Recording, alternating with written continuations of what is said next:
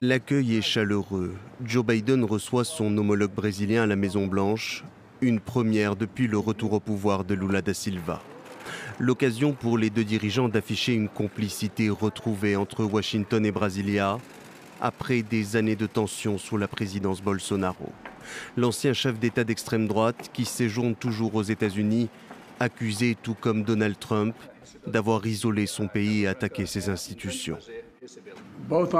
Nos deux nations, deux grandes démocraties, ont été très durement mises à l'épreuve dans leurs institutions.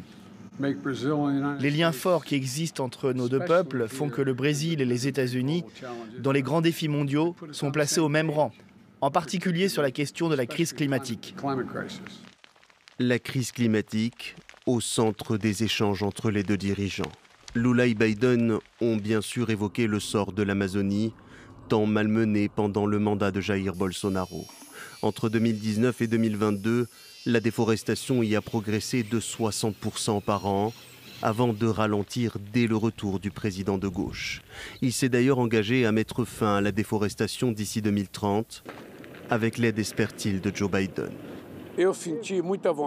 J'ai vu beaucoup de bonne volonté chez le président Biden.